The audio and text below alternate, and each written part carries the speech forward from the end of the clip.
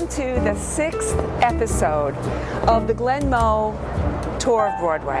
In our last episode, we visited historic sites such as the Central Bank, the Beacon Theater, Lincoln Square, and the development of Lincoln Center.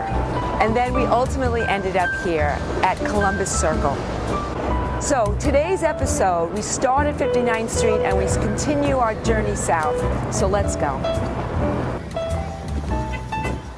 We are now in the area of Broadway that had been the center of the horse and carriage trade. As the world started to change and the automobile became a mainstream opportunity, traveling from 59th Street going south, this whole stretch of Broadway was lined with automobile showrooms. Behind me, very much automobile related, was the home of U.S. Rubber, Uniroyal. And this building was built in 1911 by Carrere and Hastings after they finished the New York Public Library. Stunning building, veneer of marble, both inside and out, and the first 2 floors house its showroom.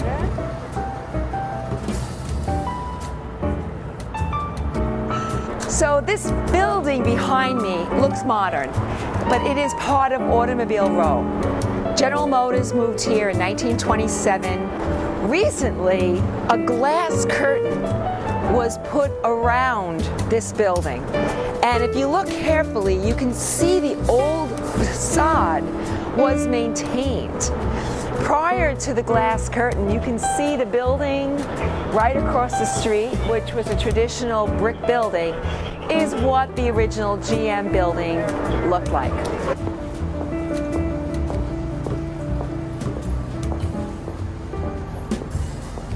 So I'd like to stop here for 2 minutes to talk about this building on the corner of 57th Street and Broadway.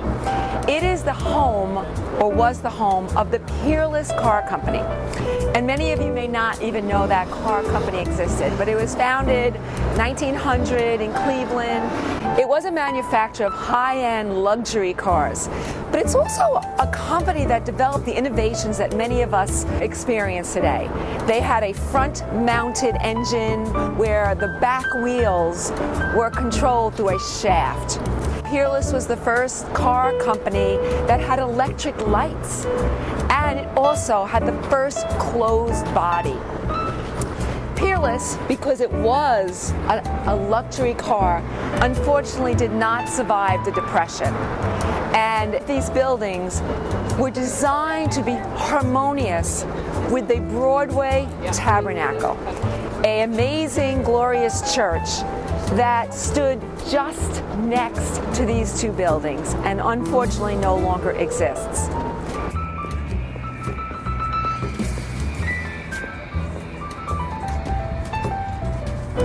While we are on Automobile Row, we must speak about Henry Ford.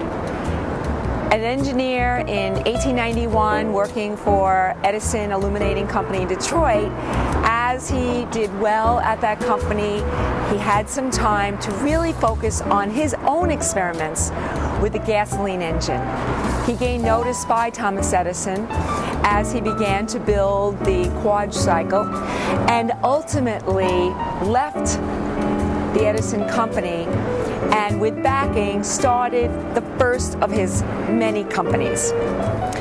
The early company did not do well, the automobile was very low quality, and it was finished by 1901. And finally, he started the Ford Motor Company. In 1908, the Model T began to change the social mobility for middle-class Americans. The original car was $825, and he lowered the price every year through innovation, the assembly line.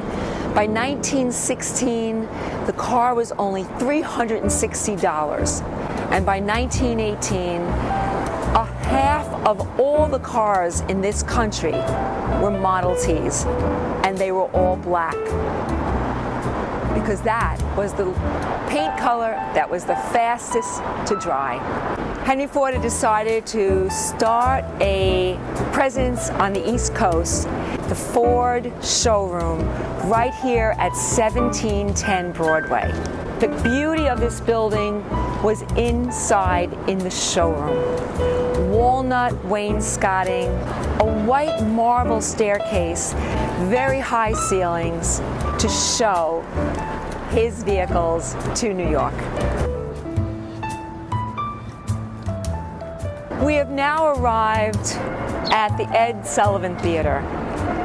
This brick and terracotta building was built between 1925 and 1927 by Arthur Hammerstein to honor his father, Oscar Hammerstein.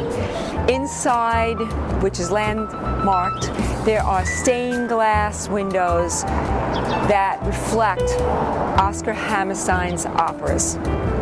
Sadly, in 1931, Arthur Hammerstein went bankrupt and lost the lease to this building. In the 1950s, this became a television production studio. The Jackie Gleason Show was produced here, What's My Line, To Tell the Truth, and ultimately, the Ed Sullivan Theater. Well, here you are, Ed. It's all yours. Pull the rope and unveil the marquee. Right.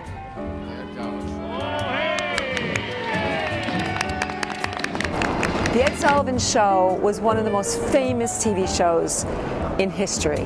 The debut of the Beatles was here. Well, ladies and gentlemen, once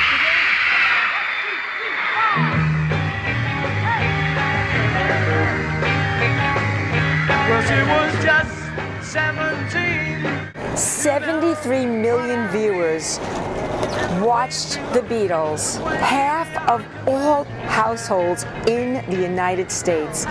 Now is the home of the late night. David Letterman had run his show for many years, and now we get to enjoy the Steve Colbert Show.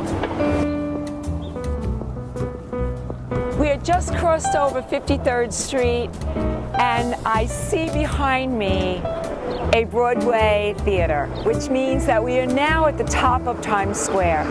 So this is a perfect place for me to say goodbye for now, and next time we will walk through the history of the Broadway Theater District and Times Square. Bye-bye.